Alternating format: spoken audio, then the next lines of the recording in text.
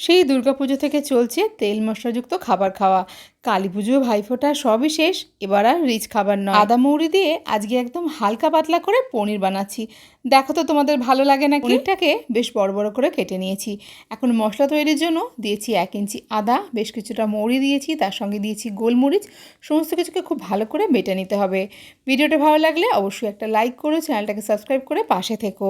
সুন্দর করে মশলাটা বাটা হয়ে গেলে কড়াইতে অল্প তেল দিয়ে দিয়েছি জিরে, শুকনো লঙ্কা আর বেশ কিছুটা গরম মশলা ফোড়ন।